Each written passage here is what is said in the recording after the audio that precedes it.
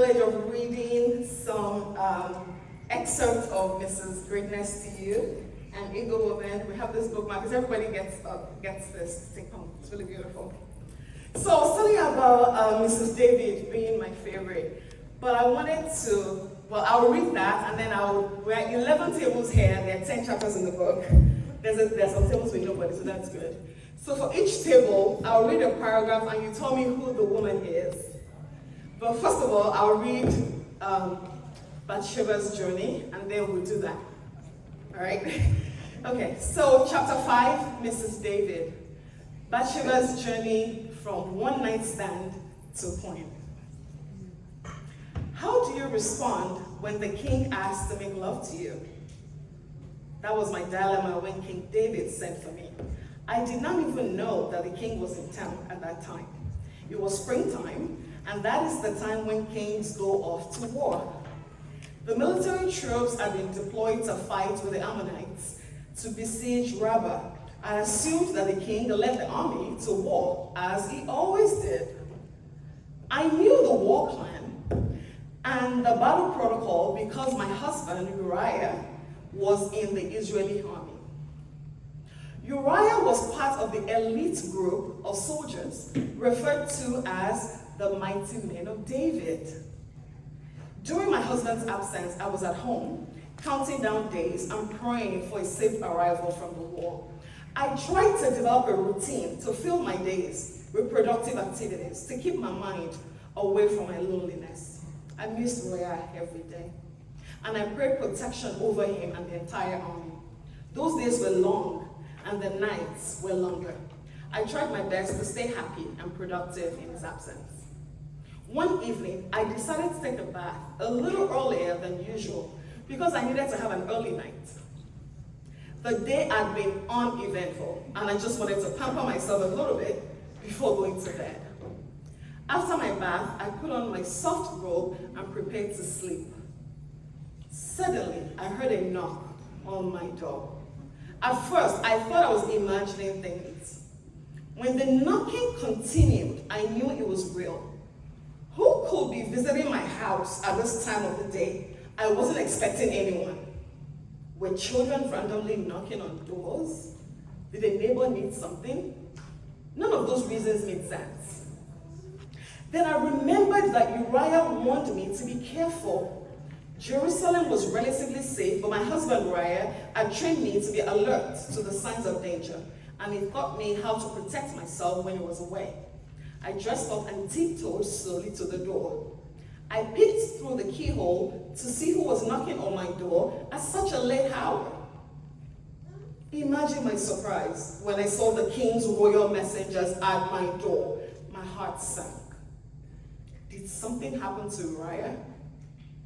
Are they here to give me bad news? What else could the king's messenger be at my door at such a late hour? Why else could the king's messenger be at my door at such a late hour? I felt my stomach churn as I lifted the latch to open the door. I wanted to brace myself and appear strong, but I was too terrified to be poised. My hands trembled as I opened the door. The messengers were courteous, but their faces did not reveal anything. They simply said that the king wanted to see me immediately, and I was supposed to follow them to the palace. Questions flooded my mind. Right now, at this time of the day, why would the king want to see me now? Is everything okay with Uriah? Did he get in trouble? Was he injured in battle? I forced myself not to think of the possibility that Uriah could be dead. With all the questions swimming in my head, I managed to nod and asked for a few minutes to get dressed. I felt so scared and vulnerable. I had no idea what was going on, but I knew that my life was about to change forever. I don't remember how I made my way to the palace that evening. My heart was pounding so loudly and my steps were clumsy. King David was a great man, and he did not casually request for people, least of all me. I had never been in the presence of the king alone. I had no idea how I would act. The urgency of the king's request scared me. I started to walk faster because I really wanted to know what was going on. I couldn't wait to find out what this was all about. I prayed to the God of heaven that everything would be well. I prayed hard for Uriah. I hoped it would just be a minor situation that we could easily take care of. As I made my way to the palace with the royal messengers, I noticed that people were peeking out of their windows. I could tell they were all wondering why I was being escorted to the palace by the royal messengers. I knew that the speculations and rumors would start very soon. However, I could not really worry about the people at that time. I was still trying to figure out what was going on myself. As we got closer to the palace, my anxiety escalated, and I noticed that my palms were getting sweaty. My mouth was so dry that I wondered if I would be able to speak when we got to the palace. After what felt like hours, although it was just a few minutes, we arrived at the palace. The hallway of the rooms were more beautiful than the stories I heard.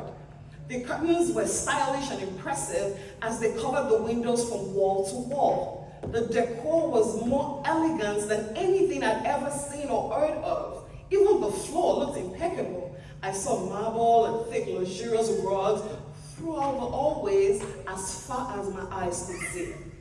There were stately vases, artwork, and beautiful paintings everywhere. The entire palace was magnificent. As I took in all the beauty, I temporarily forgot my fears. The voice of the royal guard jolted me out of my musing. Did I just hear him say that the king wanted to see me in his inner chamber? I thought I misunderstood the instructions, but when he repeated the words, I realized that I heard it right the first time. I became really confused. Why would the king want to see me in his inner chamber? That was his bedroom. What in the world is going on? Obviously, there had been a mix-up. This was a mistake. I had never interacted with the king. He did not know me. My only connection to the king was that my husband, Uriah, served in the military as one of King David's high-ranking officers. Why in the world would he want to see me in his bedroom?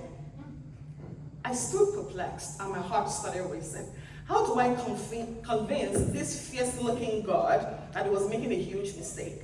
I could not imagine the humiliation that we will both experience if he took me to King David's chamber before discovering that this was all a big mistake. I tried to explain the situation to him, but he wasn't listening. He was already ushering me down the hallway. I braced myself for the most embarrassing encounter of my life. By the time the double doors of the king's chamber swung open, my face was flushed with embarrassment. I could not believe this was happening. When I dared to look up, I noticed that the royal guard had left the chamber and I was alone with the king. I quickly bowed down. I apologized profusely for the intrusion. With my eyes fixed on the floor, I explained that there was a mix-up and the royal guard made a mistake.